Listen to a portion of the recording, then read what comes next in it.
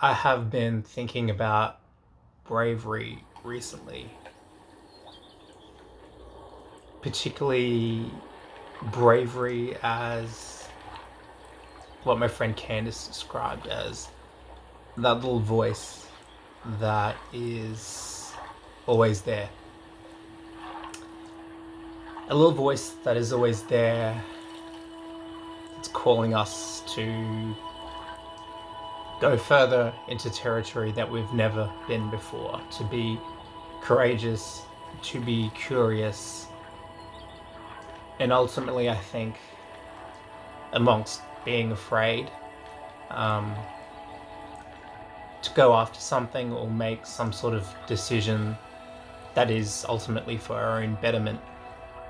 And the place where that's the most relevant right now is in the crossroads where I'm at. Um,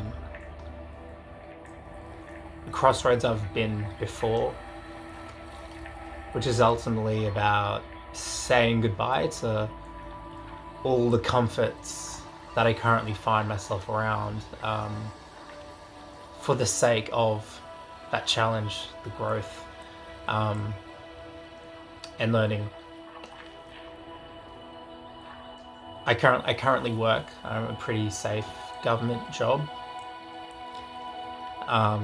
in the digital space. But 2 years ago, I did study a graduate diploma in counselling with the hopes of stepping into that world. And now I'm presented with that opportunity. So, what I'm looking at is a role as a therapeutic youth worker working residential homes. Pretty confronting environment as you'd expect. But with that, I think the opportunity to really do some good work and make a difference where it's needed in, I think, what I can describe as the trenches of life. Um, and where I am with that is, of course, afraid. I mean, it's real life. Um, you're dealing with people's welfare and well-being, and that terrifies me, of course. But I know that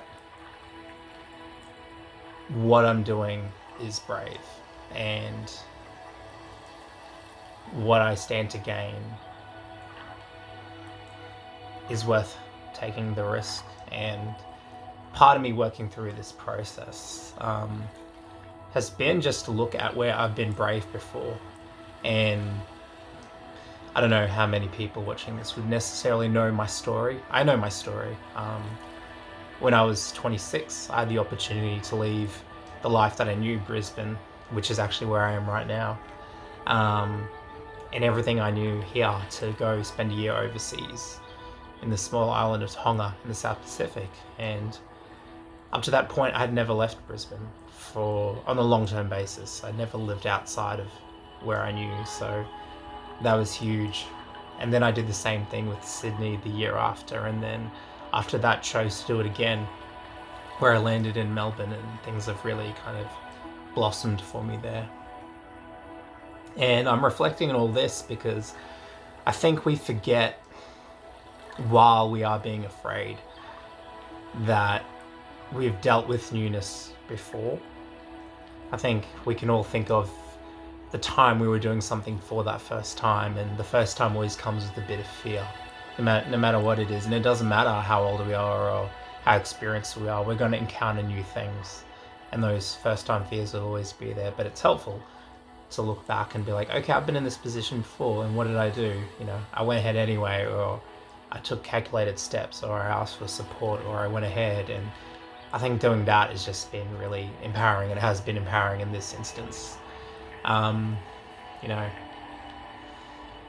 it's I wrote a longer blog piece, but it really comes down to, I think, a choice for me between being challenged and that meaning, and I think a new sense of identity. I've always been a person that's very, I think, driven by a purpose, or like to really be emotionally attached to things. And I know this kind of work where I form relationships with people will deliver that emotional engagement, and by all means it may be too much, but that's another conversation as I adapt to it and learn how to regulate my own nervous system. But I'm looking for that flow state, that healthy amount of challenge and stress, and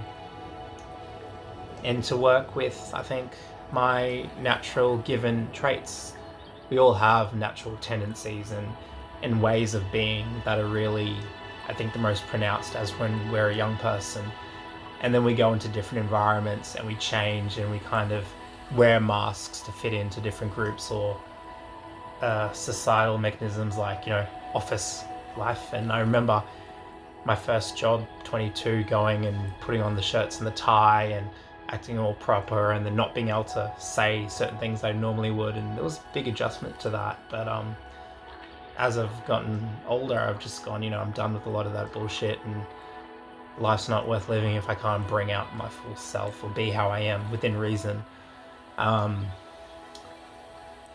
So that's what I'm looking at, bringing, more myself, my natural strengths and tendencies into the work that I do. And that was all part of getting diagnosed with ADHD particularly, and actually going, okay, maybe I'm not suited to sit behind a desk all the time, and I have these other skills and abilities, and where do my strengths lie? What can I lean into? Which is why I went to study counselling, and now I'm presented with that opportunity to actually use it in a work day-to-day sense. So it's exciting. I'm hoping that this is my natural habitat, but I'm a very identity-driven person, and nearing 35, I think that's where that midlife crisis kind of kicks in for a lot of people, where you look at things like meaning and where you fit in the bigger purpose of things. And I think everyone's open to do that in different avenues. I'm not going to say certain jobs are more meaningful than others, because we need people to do absolutely everything, but this is something that I think I'm gravitated towards. It's what I'm hopefully cut out to be,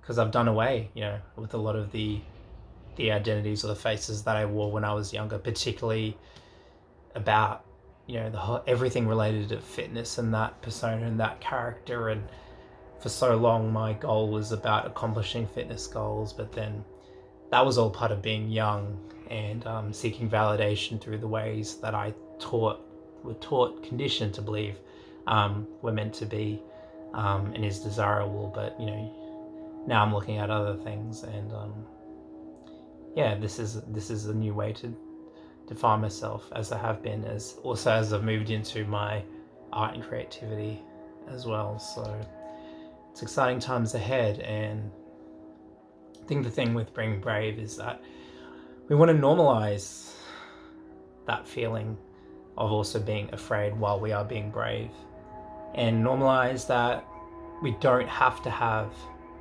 it all figured out. No one ever does, and it's about taking a step at a time, and normalize even if things don't work out. Regardless, there's always learnings. There's always learnings, and that's things that you can take into your next step. And life isn't just a straight line. It zigs and it zags. I can look back at so many occasions in my own life and realize that where I am now, I wouldn't have thought that that's where I was going to be based on where I was then. And that just goes to show. I think there's a saying that I always say that, life is this odd series of dominoes, and you pull out one single event, as seemingly unrelated as it can be, and then the whole kind of flow sequence is messed up. So everything has its place, even if we don't see it. So that makes me a bit more comfortable with those zigs and zags. So that's it. Thumbs up for being brave.